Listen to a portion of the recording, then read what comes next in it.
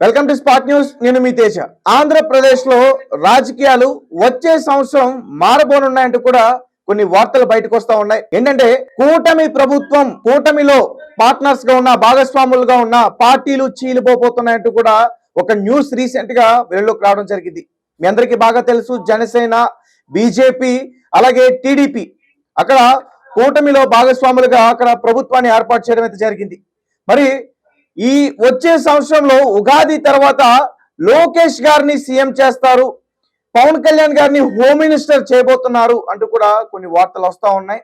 మరి ఇవన్నీ కూడా ఎంతవరకు వాస్తవం, అసలు ఏం జరుగుతుంది, ఇదంతా కూడా మరి ఆ పార్టీలో ఉన్న ఆ కార్యకర్తలు ఒప్పుకుంటారా, ఓకే చెప్తారా, అసలు ఏం జరుగుతుంది అనే దాని గురించి మనతో పాటు చర్చించడానికి వైఎస్ఆర్సీపీ నాయకులు నాని గారు అలాగే సీనియర్ జర్నలిస్ట్ మహేష్ గారు ఉన్నారు. వారితో మాట్లాడే ప్రయత్నం చేద్దాం. నాని గారు చెప్పండి, మీరు విన్నారా రీసెంట్ గా చంద్రబాబు నాయుడు గారు అలాగే పవన్ కళ్యాణ్ గారు ఇద్దరు ఒకే వేదిక పైన ఉన్నప్పుడు నేను అలాగే పవన్ కళ్యాణ్ గారు ఇద్దరం కూడా ఈ లా అండ్ ఆర్డర్ ఇష్యూస్ మీద మేము ఎక్కువగా ఫోకస్ చేయబోతున్నట్టు కూడా ఆయన ఒక హింట్ ఇచ్చినట్టుగా మాట్లాడారు. అంటే త్వరలో హోమ్ మినిస్టర్ గా పవన్ కళ్యాణ్ గారిని చూడబోతున్నట్టుగా ఆ రకంగా మాట్లాడారు. రైట్, నాని గారు చెప్పండి, ఏంటి మీ ఒపీనియన్ ఏంటి?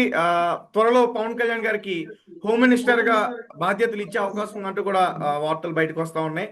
అలాగే చంద్రబాబు నాయుడు గారు కూడా ఇద్దరు ఒకే వేదిక పైన ఉన్నప్పుడు హింట్ ఇచ్చారు, నేను పవన్ కళ్యాణ్ గారు ఈ లా అండ్ ఆర్డర్ ఇష్యూస్ మీద చాలా ఫోకస్ చేయబోతున్నట్టుగా కూడా ఆయన హింట్ ఇచ్చారంటూ కూడా చెప్తున్నారు. దీనిపైన మీరేం చెప్తారు?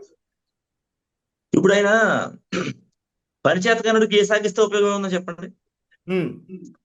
పరిచేతకాని వారికి ఏ సాగిస్తే ఉపయోగం ఉంది? ఆయన సినిమాల మీద పెట్టే కాన్సన్ట్రేషన్ ఆంధ్రప్రదేశ్ లో ఫుల్ టైం పాలిటిక్స్ మీద పెడితే ఈ రాష్ట్రం చాలా బాగుపడేది 18 నెలల్లో. ఆయనకి ఇచ్చినటువంటి అటవీ శాఖకి న్యాయం చేయలేడు, ఆయనకి ఇచ్చినటువంటి పంచాయతీ శాఖకి న్యాయం చేయలేడు, ఆయన ఇచ్చిన డిప్యూటీ సీఎం పదవిగా న్యాయం చేయలేడు. హోమ్ మినిస్టర్ ఇచ్చి మాత్రం ఏంటి ఉపయోగం? ఒకవేళ ఇచ్చినా కూడా అది డమ్మీయే కదా, లా అండ్ ఆర్డర్ లాగా ఆయన చేతికి ఎవరు. అలాంటప్పుడు హోమ్ మినిస్టర్ ఇస్తే ఏంటి, సీఎం ఇస్తే ఏంటి ఆయనకి? ఇప్పుడు కూటమి ప్రభుత్వం వచ్చిన తర్వాత సుమారుగా జనసేన నాయకులు, జనసేన కార్యకర్తల చేత మైనర్ బాలికలు హత్యాచారానికి గురి చేయబడిన ఘటనలు మీరు చూసారు. 2-3 ఘటనలు కోనసీమలోనే జరిగినాయి. జనసేన నాయకుల జనసేన నాయకులు డైరెక్ట్ గా జనసేన నాయకులు, జనసేన సభ్యత్వం ఉన్న వాళ్ళు, పవన్ కళ్యాణ్ గారితో సత్సంబంధాలు ఉన్న వాళ్ళు, వీళ్ళు ఆడపిల్లలతో అఘాయిత్యాలు జరిగినటువంటి కేసుల్లో ముద్దాయిలుగా ఉన్నారు, జైలు శిక్ష అనిపిస్తా ఉన్నారు. రీసెంట్ గా కూడా మొన్న ఒక కేసు జరిగింది. వీళ్ళకి పవర్ ఇచ్చి ఏంటి ఉపయోగం? పవన్ కళ్యాణ్ గారు ఏమన్నారంటే హోమ్ మినిస్టర్ తీసుకుంటే లెక్క వేరే ఉంటుంది అనే విధంగా ఆయన కూడా మాట్లాడారు కదా. అంటే ఇప్పుడు రీసెంట్ గా ఆయన డైరెక్ట్ గా వెళ్ళి డిఎస్పీల గురించి ఎస్పీలకి కూడా కంప్లైంట్ ఇచ్చిన అది కూడా ఉంది. అదే ఇంట్రెస్ట్ చూపిస్తున్నారు హోమ్ మినిస్టర్ తీసుకోవడానికి. అవును. ఇంట్రెస్ట్ ఏంటంటే మీకు అర్థం కావట్లేదు. ఇంట్రెస్ట్ ఏంటంటే ఇప్పుడు డిప్యూటీ సీఎం గా ఉండగా 2 సినిమాలు రిలీజ్ చేశాడు సార్. హోమ్ మినిస్టర్ అయ్యాక ఇంకో 2-3 సినిమాలు ఎక్స్ట్రా రిలీజ్ చేసుకుంటాడు ఆయన. ఎందుకంటే డమ్మీ కదా, అలాగా హోమ్ మినిస్టర్ లాగా ఇచ్చినా కూడా ఆయనకు లా అండ్ ఆర్డర్ ఎవరు, సీఎం గారి దగ్గర ఉంటారు లా అండ్ ఆర్డర్. అప్పుడు ఇంకా ఫ్రీ అయిపోవచ్చు, 2 సినిమాలు ఎక్స్ట్రా చేసుకోవచ్చు. అప్పుడు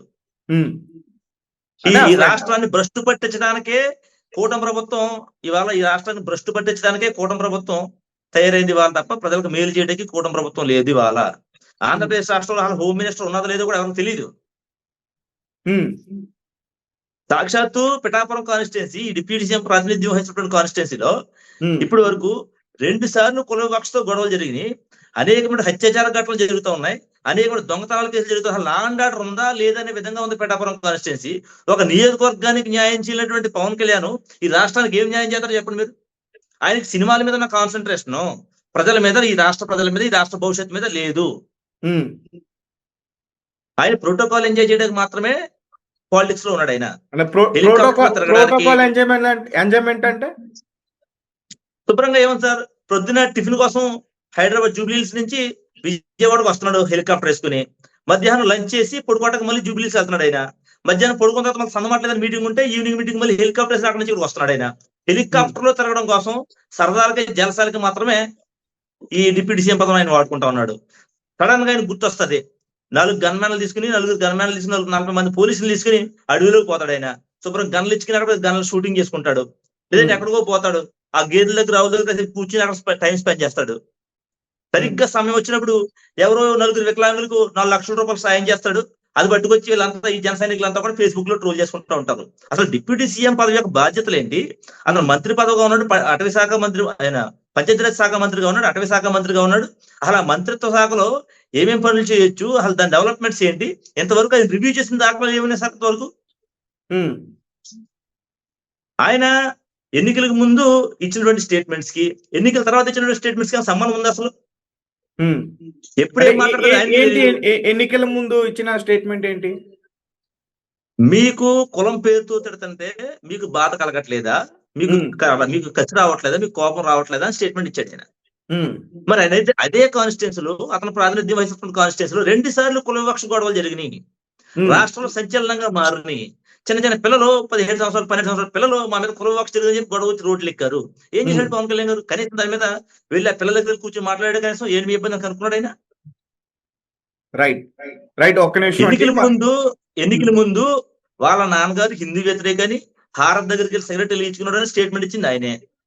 ఎన్నికల తర్వాత వచ్చి మా నాన్న రామ్ భజన్ చేశాడని చెప్పి మళ్ళా మతతత్వ పాలిటిక్స్ చేస్తుంది ఆయనే. అసలు జనసేన సిద్ధాంతాలు ఏంటంటే నాకు అర్థం కాదు.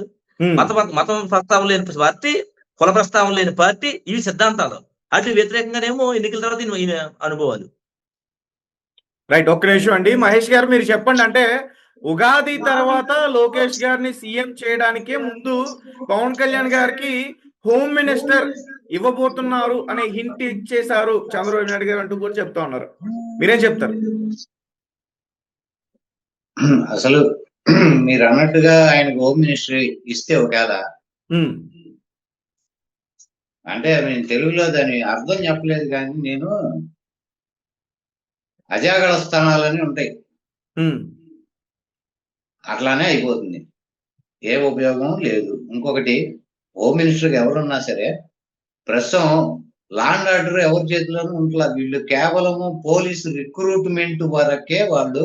ఈవెన్ దో పవన్ కళ్యాణ్ గారు హోమ్ మినిస్టర్ అయితే కనీసం ఎస్ఐలు సిఐల్ని కూడా ఆయన ట్రాన్స్ఫర్ చేసే పరిస్థితుల్లో ఆయనది ఉండదు అధికారం ఆయన చేతి. అంటే పవన్ కళ్యాణ్ గారే భీమవరంలో ఒక ఇన్సిడెంట్ జరిగితే ఒక డిఎస్పి స్థాయిలో ఉన్న ఒక ఆఫీసర్ ప్యాకెట్లు ఆడిస్తున్నాడు, లేకపోతే ఇంకో దందాలు నడుపుతున్నారని చెప్పి ఎస్పీకే కంప్లైంట్ ఇచ్చిన పరిస్థితి అంట కదా. అంటే అతను పవన్ కళ్యాణ్ గారు చెప్పినా సరే వినలేదని చెప్పేసి ఆయనే కంప్లైంట్ ఇచ్చిన పరిస్థితి ఉందని చెప్పేసి కూడా అన్నారు.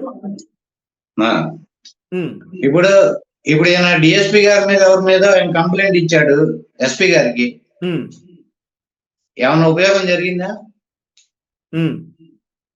సేమ్ అదే మనిషిని ఇక్కడ రఘురామకృష్ణరాజు గారు ఎంకేసుకు వచ్చారు, మీరు చూసాం మనందరం. అదే డిఎస్పీని అతను నాకు తెలిసి నిజాయితీ పరుడు, మంచివాడు, ఎటువంటి అతని మీద ఎలిగేషన్ లేవు, ఇవన్నీ రఘురామకృష్ణరాజు గారే చెప్పారు అప్పుడు. కాబట్టి అతను మంచోడని చెప్పాడు ఆయన. ఇంకొకటి, ఆయన పక్క నియోజకవర్గమే కాబట్టి నాకు బాగా తెలుసు అన్నట్టుగా మాట్లాడాడు ఆయన. ఈయన ఎక్కడో పిఠాపురంకి భీమవరానికి అగ్నిడికి ఇప్పుడు ఈయన ఉండి నియోజకవర్గం రఘురామకృష్ణరాజు చాలా దూరం కాబట్టి ఇప్పుడు ఎవరైనా పక్క నియోజకవర్గంలో ఉన్న వ్యవస్థ గురించి కానీ అక్కడ దీని గురించి కానీ ఈయన ఎంత డిప్యూటీ సీఎం అయినా ఈయనకి ఏ అధికారము లేదు.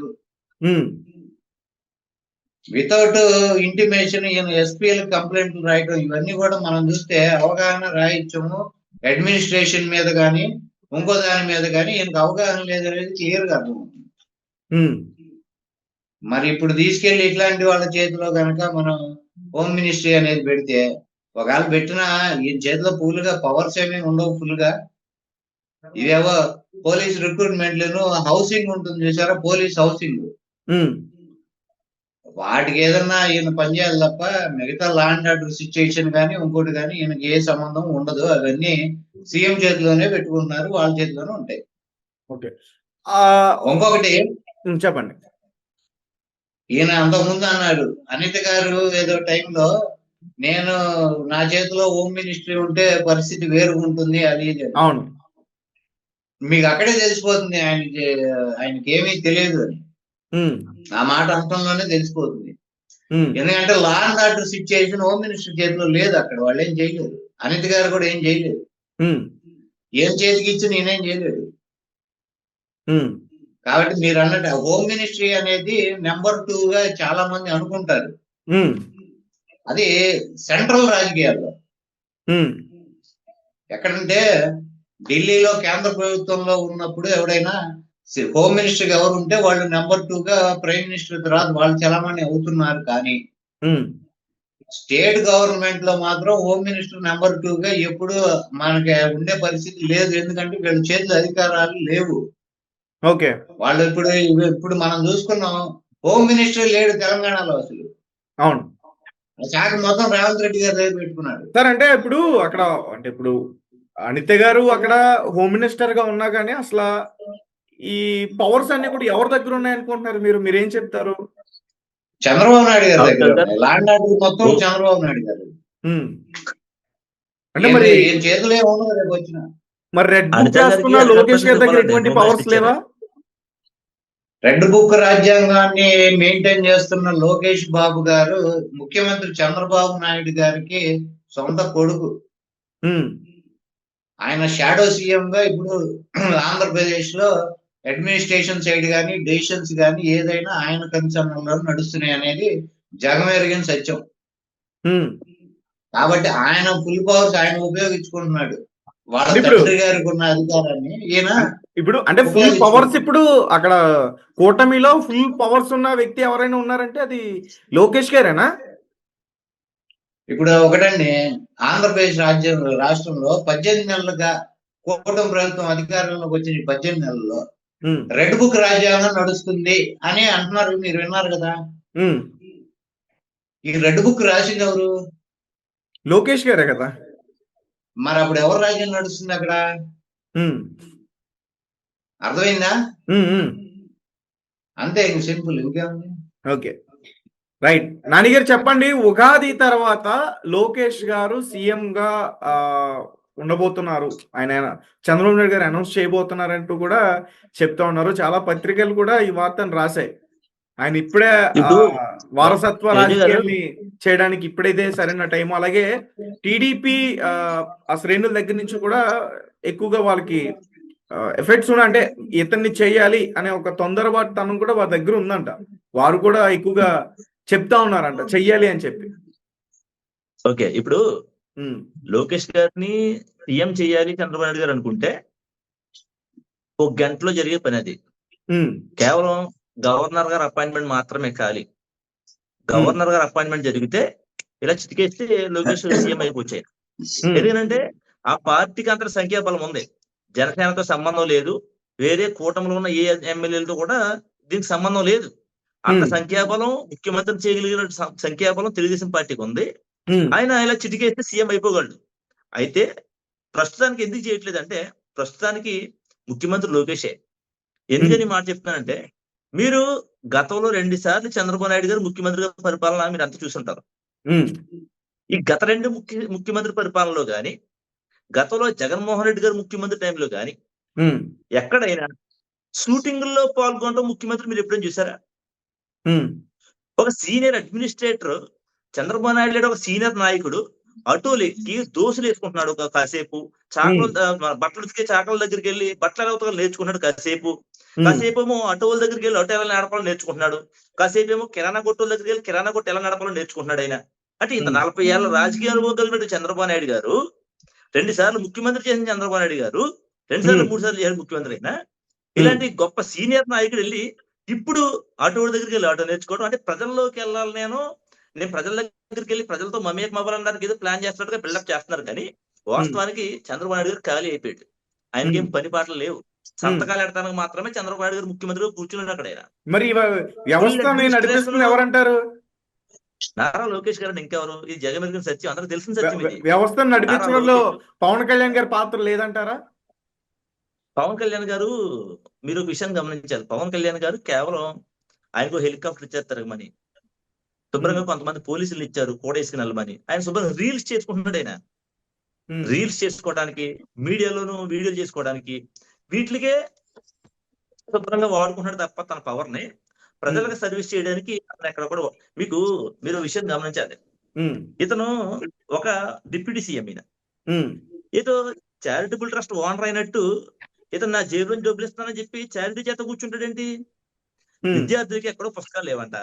పుస్తకాలు లేకపోతే నిన్న మొన్న 10 లక్షలు ఇచ్చాడు పుస్తకాలు కొనుక్కోమని. అసలు ఎవరయ్యా నువ్వు చారిటబుల్ ట్రస్ట్ ఓనర్ నువ్వు, లేకపోతే ఈ రాష్ట్రానికి డిప్యూటీ సీఎం నువ్వు? ఈ రాష్ట్రానికి ఒక విద్యాశాఖ మంత్రి ఉన్నాడు. ఆ మంత్రి దృష్టికి ఈ లోపాన్ని నువ్వు తీసుకెళ్లాలి. అక్కడ ఎందుచేత పిల్లలు విద్యార్థులు పుస్తకాలు కొరువైందని చెప్పి దాని మీద నువ్వు సంస్థాగతంగా దాన్ని సర్వే చేయించాలి. ఆ సమస్యను పరిష్కరించాలి తప్ప నువ్వెవరు 10 లక్షలు జేబులో తీసి అక్కడ చారిటీ చేయడానికి? ఏమనంటే మళ్ళా కోపాలకి మంచి చేస్తే నచ్చట్లేదు. వాళ్ళు మంచి చేసే పద్ధతి ఇది పద్ధతి నీకు? ఒక డిప్యూటీ సీఎం చేయవలసిన పనులు అయ్యి ఎక్కడికో వెళ్తాడు, వాళ్ళు ఎవరికో డబ్బులు ఇచ్చానంటాడు. అవి పట్టుకొచ్చి ఈ పబ్లిసిటీ ఏంటి? అసలు నీకు ఇచ్చిన వర్క్ ఏంటి? నువ్వు రాష్ట్రానికి డిప్యూటీ సీఎం కదా నువ్వు? నీ పని ఏం పని? నీ శాఖలు ఏంటి? అటవీ శాఖ మీద ఇంతవరకు నీ ప్రోగ్రెస్ ఏంటి? నీ డెవలప్మెంట్స్ ఏంటి? నువ్వు పంచాయతీ రూరల్ డెవలప్మెంట్ మీద నీ డెవలప్మెంట్స్ ఏంటి? ఎంతవరకు ఏం పని చేశావు? ఎన్ని కోట్ల అభివృద్ధి చేసావు? ఏమన్నా మాట్లాడితే ఫైనాన్స్ ఏదో లేదంటాడు. రోజుకి 2,000 కోట్లు అప్పు చేస్తున్నారండి రాష్ట్రానికి. రోజుకి 2,000 కోట్లు అప్పు చేస్తున్నారు రాష్ట్రానికి. ఈ రాష్ట్రంలో ఏం పని చెప్పినా కూడా డబ్బులు లేదంటారు, అప్పులు అయిపోయమంటారు, ఇంకా అప్పులు చేస్తానంటారు వీళ్ళు. ఈ రాష్ట్రం మీరేం చెప్తారు? పవన్ కళ్యాణ్ గారు ఈ 18 నెలల్లో చేసిన విషయాలు నేను చెప్తాను, మీరేం చెప్తారు? మీరు అబ్జర్వ్ చేసింది చెప్పండి సార్. పవన్ కళ్యాణ్ గారు ఏం పని లేదు చెప్పండి. ఒకటి సీజ్ ద షిప్. ఫస్ట్ అయితే నేను అదే చెప్తాను. సీజ్ ద షిప్ అండి. ఇప్పుడు ఈ సీజ్ ద షిప్ ఇప్పుడు ఎవరు నడిపిస్తున్నారు? ఆ షిప్ ని సాక్షాత్తు జనసేన ఎమ్మెల్యేలు ఆ షిప్ నడిపిస్తున్నారు. గతంలో ఒక వీడియో కూడా మాట్లాడాను నేను. ఏంటంటే ఒక రేషన్ డీలర్ షాపు ఒక అతను ఒక కాల్ రికార్డు వైరల్ అయింది. ఏంటంటే ప్రతి రేషన్ షాప్ నుంచి 5 బియ్యం బస్తాలు ఇవ్వాలట. ఎవరికి? ఎమ్మెల్యేలకు ఇవ్వాలి 5 బియ్యం బస్తాలు. వాళ్ళు అంటారు, అయ్యా మేము రేషన్ నడిపించుకునేటోళ్ళు, మేము డీలర్స్, మా జీతాలు ఎంత, 5 బస్తాలు ఎమ్మెల్యేలకు ఇస్తే మా పరిస్థితి ఏంటో అడుగుతున్నారు. అందులో సగం రేటు మీకు ఇస్తామని చెప్పేసి అంటా ఉన్నారు. లేదంటే మిగిలిపోయిన బియ్యం మాకు అమ్మాలని. అసలు ఎమ్మెల్యేలకి రేషన్ బియ్యంతో పని అండి జనసేన ఎమ్మెల్యేలకి? ఈ రేషన్ బియ్యం అంతా బట్టి ఎక్కడ ఉన్నారు వీళ్ళు? ఇది వరకు ఇలాంటి రేషన్ బియ్యం క్రైమ్ జరిగితే, క్రిమినల్స్ చేస్తే, ఇప్పుడు ఎమ్మెల్యేలు చేస్తున్నారు ఈ క్రైమ్. ఇప్పుడు ఇంటి దొంగ ఈశ్వరుడైనా పట్టుకోలేడంట. ఇప్పుడు పోలీస్ వ్యవస్థ అంతా కూడా వీళ్ళ చేతిలోనే ఉంది, ఎమ్మెల్యేల చేతిలోనే ఉంది. వీళ్ళకి నచ్చిన ఎస్పీ, వీళ్ళకి నచ్చిన డిఎస్పీ, వీళ్ళ ప్రభుత్వం నడుస్తుంది. అక్కడ ఎమ్మెల్యేలే దందా చేస్తున్నారు. ఇంకెవడు పట్టుకున్నాడు వీళ్ళని? మీడియా అంటారా? మీడియా పరిస్థితి ఎంత దారుణం అయిపోయిందంటే ఎమ్మెల్యే గారు ఏం చెప్తే పని చేసేటువంటి మీడియా అయిపోయింది ఇవాళ. నిజంగా ఇబ్బంది కలిగితే ఒక మీడియా ఛానల్ కవర్ చేయాలంటే మేము అక్కడ నుంచి ఇక్కడ దాకా వచ్చాము, మాకు ఎంత ఇస్తారనేటువంటి పరిస్థితికి వచ్చేసరి వాళ్ళు కూడా కల్పరేట్ చేసేసారు వీళ్ళు. ఇంకా ఈ రాష్ట్రంలో చూపించేదారు ఒక సాక్షిని తప్ప ఇంకే మీడియాని ఈ రాష్ట్రంలో మాట్లాడినెవరు? ప్రభుత్వ వ్యతిరేకంగా ఎవరు మాట్లాడినా వాళ్ళ మీద కేసులు కడుతున్నారు. ప్రభుత్వం చేసే తప్పులు చూపిస్తుంటే వాళ్ళు తీసుకెళ్లి జైల్లో పెడుతున్నారు. ఇంకెవరైనా ఎదిరించేది? ఏదో ఇది వరకు జగన్మోహన్ రెడ్డి గారిని అనుకోరేళ్ళు. జగన్మోహన్ రెడ్డి గారిని ఏకచక్రాధిపత్యం చేస్తున్నాడు ఈయన, ఏదో పరిపాలన అనుకోరండి. జగన్మోహన్ రెడ్డి గారిని అన్నారు కానీ ఆ పరిపాలన అంతా చేస్తుంది వీళ్ళే. సైకో అని జగన్మోహన్ రెడ్డి గారికి పేరెట్టారు. వీళ్ళు ముగ్గురు సైకోలు కింద తయారయ్యారు ఈ రాష్ట్రానికి వాళ్ళ నిజంగా. ఎందుకనంటే వీళ్ళు పూర్తిగా నారా లోకేష్ గారు రెడ్ బుక్ రాజ్యాంగం నడిపిస్తున్నాడు. ఇవాళ ఎవరు వ్యతిరేకంగా మాట్లాడితే వాళ్ళ మీద కేసులు కడుతున్నాడు నారా లోకేష్ గారు. ఆయన ఆధ్వర్యంలో ఉన్నటువంటి టీము చాలా పర్టికులర్ గా, చాలా పవర్ఫుల్ గా పనిచేస్తా ఉంది. ఆఖరికి ఫేస్బుక్ లో ఒక పోస్ట్ పెడితే సర్కిల్ ఆఫీసర్ల నుంచి ఫోన్లు చేపిస్తున్నారు. పోస్ట్ డిలీట్ చేసే వరకు కూడా థ్రెటనింగ్ చేస్తున్నారు. తప్పుడు కేసులు పెట్టి లోపలేస్తా ఉన్నారు. ఇదే రాజ్యాంగం నడుస్తా ఉంది. మరి ప్రభుత్వం చేసినట్టు తప్పులు ఎత్తి చూపించకపోతే మరి మీ పరిపాలన ఎలా ఉందో తెలుస్తుంది మీకు. ఈ 18 నెలల్లో ఈ రాష్ట్రానికి చేసినటువంటి మంచి ఏంటో చెప్పండి. ఈ కూటమి ప్రభుత్వం నేను చెప్పమంటారా మంచి ఏంటో? చెప్పండి. మైనర్ బాలికల మీద అత్యాచారాలు చేయడం, రేషన్ బియ్యాన్ని పందుకొక్కలాగా అమ్ముకోవడం, 10 రూపాయలు పనికి 100 రూపాయలు అయింది, 1,00,000 రూపాయలు అని చెప్పి ఖర్చులు చూపించడం. వీళ్ళు చేసే కన్స్ట్రక్షన్ అయినటువంటి ఖర్చులు ఏంటి, వాళ్ళు ఇస్తున్నటువంటి బిల్లులు ఏంటి? చాలా అన్యాయంగా ఈ రాష్ట్రంలో వాళ్ళు చేసేటువంటి అప్పులు కానీ ఇవన్నీ కూడా వీళ్ళు వెనకేసుకోవడానికి మాత్రమే ఈ రాష్ట్రాల్లో అప్పులు చేస్తా ఉన్నారు తప్ప ఎంతవరకు అభివృద్ధి లేదు. అమరావతి అన్నారు. అమరావతిలో వీళ్ళు పని మొదలు పెడతారు, వర్షాలు కురుస్తాయి, ఆ నీళ్ళు తోటకి 100 కోట్ల రూపాయలు అటేస్తారు. మళ్ళా ఆ నీళ్ళు ఆరిపోయే వరకు కూడా మళ్ళీ వర్షాలు పడే వరకు ఆ నీళ్ళు తోడుతూనే ఉంటారు. మళ్ళీ వర్షాలు పడతాయి, మళ్ళీ ఇంకో 100 కోట్లు కేటాయించి మళ్ళీ నీళ్లు తోడతారు. మళ్ళీ నీళ్ళు ఆరే వరకు ఈ 100 కోట్లు సరిపోతాయి. ఇదే విధంగా అమరావతి ఉంది తప్ప ఇంతవరకు అమరావతిలో ఏం డెవలప్మెంట్స్ ఉన్నాయి సార్? లేదండి, ఇది అట్లా కాదు రాంగ్. చంద్రబాబు నాయుడు గారి రుణం తీర్చుకోలేము అని ఆంధ్రప్రదేశ్ ప్రజలు భావిస్తున్నారు. ఉమ్, అవునండి, తెలుసా అవును. మీకు? ఉమ్. ఏ ఏం ఏ చేత? విషయంలో సార్, ఏ విషయంలో? ఆంధ్రప్రదేశ్ ప్రజలు ముక్త కంఠంతో వాళ్ళు అనుకుంటున్నారు, చంద్రబాబు నాయుడు గారు రుణం తీర్చుకోలేము. అదే ఏ విషయంలో సార్, ఏ రుణం తీసుకోలేమంటున్నారు? ఏ విషయమో చెప్తా. ఈ రోజుకి కరెక్ట్ గా ఆయన ప్రమాణ స్వీకారం చేసి 555 రోజులు. ఉమ్, ఉమ్, ఇప్పటి వరకు ఆంధ్రప్రదేశ్ రాష్ట్రం చేసిన అప్పు 2,79,052 కోట్లు. ఉమ్. నెలకొచ్చి 15,502 కోట్లు. రోజుకొచ్చి 505 కోట్లు. అట్లానే ఒక గంటకు వచ్చి 21 కోట్లు. ఈ రోజుకి ప్రతి నిమిషానికి ఈ రోజుకి 35 లక్షల రూపాయల అప్పు. ఉమ్. ఇవన్నీ తీసుకొచ్చిన అప్పులు. ఇవన్నీ తీర్చలేము. ఈ రుణాలు అంటే అప్పులే కదండి. అందుకని బాబు నీ రుణం మేము తీర్చుకోలేము అని ఆంధ్రప్రదేశ్ ప్రజలు మొత్తుకుంటున్నారు. ఓకే. అర్థమైందా? ఓకే, అర్థమే సార్, అర్థమే ఆ సార్. రకంగా పాపం చంద్రబాబు నాయుడు గారు చేసిన రుణాలను మేము తీర్చలేమయ్యా బాబు, ఇదేం అప్పులు మాకేంది. ఇప్పుడు మీకు ఒకటండి, 21 కోట్ల రూపాయలు ప్రతి గంటకి అప్పు చేస్తున్నప్పుడు రోడ్లు ఎన్ని బాగు చేయొచ్చు? 21 కోట్లతో చెప్పండి. అంటే ఒక రోజు చేసే అప్పుతో ఎన్ని రోడ్లు వేయచ్చు? అదేంటి పవన్ కళ్యాణ్ గారు మొన్న రీసెంట్ గా కూడా అడగగానే శాంక్షన్ చేయించారు కదా, రోడ్లు కూడా చాలా బాగున్నాయంటూ జన సైనికులు వీడియోలు కూడా చేస్తా ఉన్నారు. ఇంతకు ముందు సరే, జగన్ హయాంలో ఎలా ఉన్నాయో పవన్ కళ్యాణ్ గారు ఆ ఒక శాఖ. నిమిషం అండి తేజ గారు, మీరు మొన్న పిఠాపురం వెళ్ళారా?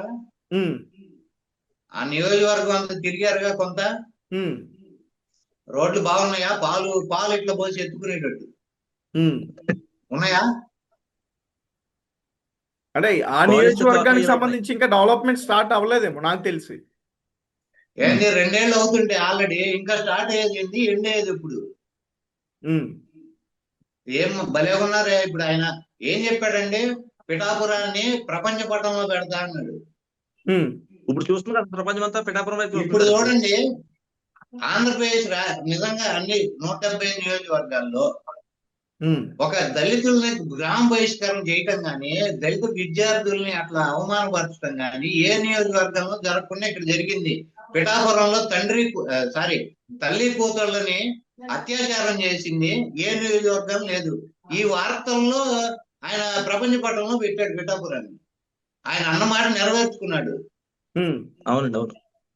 పిఠాపురాన్ని తీసుకెళ్లి ప్రపంచ పటంలో పెట్టాడు. ఇటువంటివి ఎక్కడ జరగట్లా, మన కాన్స్టిట్యున్సీలోనే జరుగుతున్నాయి ఇవి. రైట్. టాపిక్ అంతా వాళ్ళ అభివృద్ధి గురించి వెళ్ళిపోతుంది. నేను అడిగింది ఏంటంటే, ఒకసారి మళ్ళీ మీకు చెప్తున్నా ఇద్దరికి కూడా.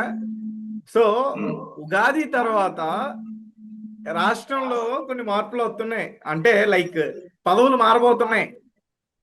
సో టీడీపీ కార్యకర్తల దగ్గర నుంచి, టీడీపీ శ్రేణుల దగ్గర నుంచి ప్రెజర్ ఉంది లోకేష్ బాబు గారిని త్వరగా సీఎం చేయాలి అని చెప్పేసి. అంచేత పవన్ కళ్యాణ్ గారిని ముందు హోంశాఖకి పరిమితం చేస్తే దాని తర్వాత లోకేష్ బాబు గారిని సీఎం చేయడానికి ఈజీ కదా అని చెప్పేసి ఒక వ్యూహం పన్నారు చంద్రబాబు నాయుడు గారు అంటూ కూడా చెప్తున్నారు. సో ఏమండి, దీనికి ఏం వ్యూహం అక్కర్లా. లోకేష్ ముఖ్యమంత్రి చేయాలంటే రేపు పొద్దునే చేయొచ్చు. దానికి పవన్ కళ్యాణ్ ఏం బొద్దగిచ్చక్కర్లా. కారణం ఏంటంటే పవన్ కళ్యాణ్ ఏం చేసినా కామ్గానే ఉంటాడు. ఆయన ఎందుకు ఆ రకంగా అంటారు అంటే, మరి కూటమి నుంచి బయటకు వచ్చేస్తే ఖచ్చితంగా గవర్నమెంట్ కి చాలా ఇబ్బంది అయ్యే అవకాశం ఉంటుంది కదా. పవన్ కళ్యాణ్ వల్ల ఈరోజు ఆ కూటమికి ఆ స్థాయిలో ఆ మైలేజ్ కానీ అంతా కూడా వచ్చింది ఆయన వల్లే కదా. ఆయన వల్ల వచ్చిందని మీరు ఆయన అనుకుంటే అందరూ అనుకుంటే సరిపోదు కదండి. ఇప్పుడు పవర్ లో ఉంది ఎవరు? ముఖ్యమంత్రి పీఠం మీద ఉంది టీడీపీ వాళ్ళు. వాళ్ళకి ఇండిపెండెంట్ గానే 134 సీట్లు ఉన్నాయి. పవన్ కళ్యాణ్ తో పనే లేదు. దారిన పోయేవాడిని తెచ్చి సీఎం చేయొచ్చు వాళ్ళు. పవన్ కళ్యాణ్ ఒప్పుకోవాల్సిన అవసరం ఏం లేదు వాళ్ళకి. ఇన్ కేసు పవన్ కళ్యాణ్ కోపం వచ్చి కనుక ఒప్పుకోలేదు అనుకోండి, ఈయన ఎమ్మెల్యేగానే మిగిలిపోతాడు. ఉన్న ఆ కిరీటం చూసారా, నిన్న చెప్పాను, అజాగడ స్థలం అని, అంటే ఉపయోగం లేనివి. ఆ డిప్యూటీ సీఎం పదవి కూడా ఉపయోగం లేదు, రాజ్యాంగబద్ధమైన పదవి కాదు అది. ఆ ఉన్న 3-4 శాఖలు ఉన్నాయి ఆయన కింద, అవి కూడా కోల్పోతాడు. మంత్రిగానే పదవి పోతుంది ఒప్పుకోకపోతే. ఉమ్, డిప్యూటీ సీఎం లేదు, ఏమీ లేదు, పిఠాపురం ఎమ్మెల్యేగా మిగిలిపోతాడు ఆయన. ఇప్పుడు మనవాళ్ళు చేసుకున్నారు చూసారా బండ్లు అంట, పిఠాపురం ఎమ్మెల్యే గారి తాలూకా అని. అవును. మిగిలేదు అది ఆయనకి. అప్పుడు ఆయన ఒప్పుకునేది ఎవరికి కావాలండి? ఉమ్, ఆయనతో పనే లే, ఆయనది ఏమీ పవన్ లేదు. కళ్యాణ్ జస్ట్ వాళ్ళు పవన్ చెప్పిన కళ్యాణ్ అనే దానికి వ్యక్తికి ఒక్క నిమిషం నాని గారు పవన్ కళ్యాణ్ అనే మాట్లాడుతున్నారు. వ్యక్తికి భయం పట్టుకుంది కనుకే సుమారు ఇప్పటికి 3 సార్లు 4 సార్లు ఆయన స్టేట్మెంట్ ఇచ్చాడు. 15 సంవత్సరాలు ఈ కూటమి ఉంటుందని చెప్పి. ఏ తెలుగుదేశం అది- కార్యకర్త ఆయన అయినా, అన్నారా ఆయన ఏ అన్నారా తెలుగుదేశం ఎమ్మెల్యే అయినా, ఏ తెలుగుదేశం నాయకుడైనా ఎంతవరకు ఒక్కరైనా ఓకే, కానీ తేజ గారు ఓకే అసెంబ్లీ సాక్షిగా అన్నాడు. ఓకే నాని గారు కంప్లీట్ ఇంకో చేయండి, 2 మీరు సార్లు చెప్పండి. ఒక్క టీడీపీ చంద్రబాబు నాయుడు గారు నాయకుడు అన్నాడు ఈ ముఖ్యమంత్రి. మాట. ఒక్క టీడీపీ నాయకుడు ఒప్పుకున్నాడు ఈ మాట. అలా ఒక టీడీపీ నాయకుడు అలా చూపించండి చూద్దాం. ఉమ్, ఏమండి, ఈ పవన్ కళ్యాణ్ గారిని ఓట్లేసి గెలిపించిన జన సైనికుడిని ఓ టీడీపీ కార్యకర్త కారెట్లు గుద్ది చంపించేస్తే కనీసం రెస్పాండ్ అవ్వలేకపోయాడు పవన్ కళ్యాణ్ గారు ఈ రాష్ట్రంలో. ఒక కాపు సామాజిక వర్గానికి చెందిన వ్యక్తిని, ఒక కమ్మ సామాజిక వర్గానికి చెందిన వ్యక్తి కులహంకారంతో కారెత్తి గుద్ది చంపించేస్తే కనీసం దాన్ని ఖండించే స్టేట్మెంట్ కూడా లేకపోయాడు పవన్ కళ్యాణ్ గారు ఈ రాష్ట్రంలో. ఉమ్, ఇంకా తను నమ్ముకున్నటువంటి కాపులకు ఏం న్యాయం చేస్తారు పవన్ కళ్యాణ్ గారు? ఉమ్, నియోజకవర్గాల్లో కూడా పంపుతున్నారు జనసేన వాళ్ళని. ఉమ్. అవును. ఏం జరుగుతుంది నియోజకవర్గంలో, ఏం జరుగుతుంది? జనసేన కార్యకర్తల్ని టీడీపీ వాళ్ళు తంతున్నారు. ఓకే. దానికి కూడా ఇది ప్రతి ఈయనేం నియోజకవర్గంలో మాట్లాడతారు. జరిగిదే. ఉమ్, ఇది ప్రతి నియోజకవర్గంలో జరిగిదే.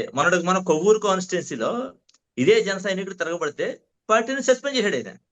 నిజంగా అంటే ఇది జనసేన నమ్ముకుని పవన్ కళ్యాణ్ గారు నమ్ముకున్న వాళ్ళందరికీ కూడా ఇదొక షాకింగ్ న్యూస్ అని చెప్పొచ్చు. అంటే ఎందుకంటే పవర్ షేరింగ్ అన్నారు 2.5 సంవత్సరాలు చంద్రబాబు నాయుడు గారు అయితే, మరో 2.5 సంవత్సరాలు పవన్ కళ్యాణ్ గారు అని చెప్పేసి అందరూ కూడా ఆ ఈ రకంగా మాట ఎక్కడ అనలేదు, ఎవరు అనలేదు, మీరు అన్నారు. చాలా మంది ఓటు అంటే- వేశారనేది కూడా చెప్తా ఉన్నారు. అంటే పవర్ స్టార్ జనసైనికులు షేరింగ్ అని అంటే ఉంటారు సార్, బ్రహ్మలు పవర్ ఉన్నారు. షేరింగ్ కాదు. పవర్ స్టార్ షేరింగ్ అని ఉంటారు, పవర్ షేరింగ్ కాదు. ఉమ్, ఆ, ఇప్పుడు జన సైనికులు అనుకున్నారేమో గాని వాళ్ళ కర్మది.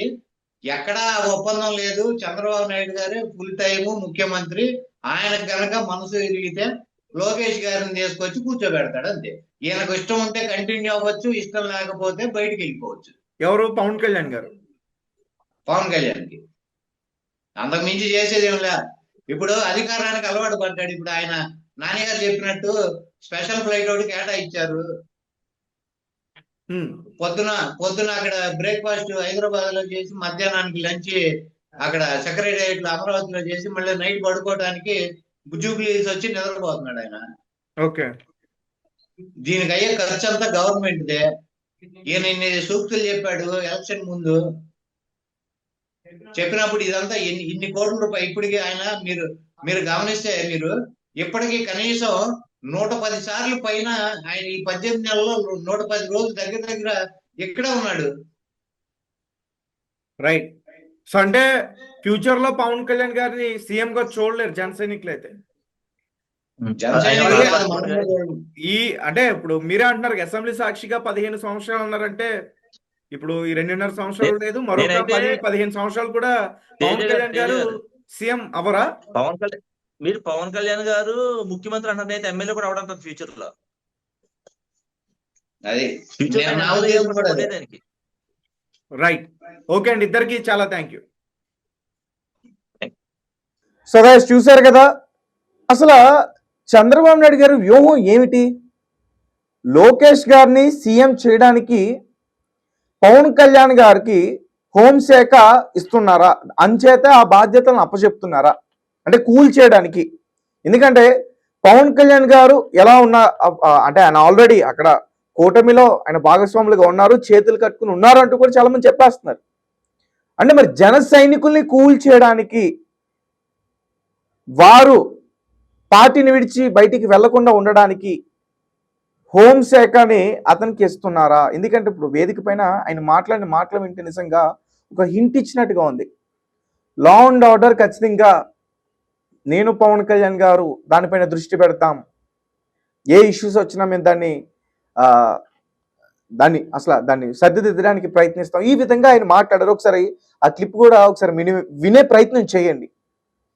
అయితే ఒక పక్కేమో ఉగాది తర్వాత లోకేష్ గారిని సీఎం చేయడానికి వ్యూహాలు పన్నుతున్నారంటూ కూడా ఒక పక్క వస్తున్న వార్త. రీసెంట్ గా పవన్ కళ్యాణ్ గారికి హోంశాఖ ఇస్తున్నారనేది ఒక వార్త. అంటే ఈ రెండు ఒకేసారి రావడం వల్ల వారి యొక్క వ్యూహం ఏంటి అనేది అర్థం చేసుకోవచ్చు. అండ్ టీడీపీ కార్యకర్తల దగ్గర నుంచి కావచ్చు, లోకేష్ గారికి అభిమానుల దగ్గర నుంచి కావచ్చు, వారి దగ్గర నుంచి కూడా ఎక్కువగా ప్రెజర్ ఉంది అంటూ కూడా చెప్తా ఉన్నారు. మరి చూద్దాం ఎటువంటి పరిణామాలు ఉంటాయనేది కొత్త సంవత్సరంలో. Thank you for watching. Thank you so much.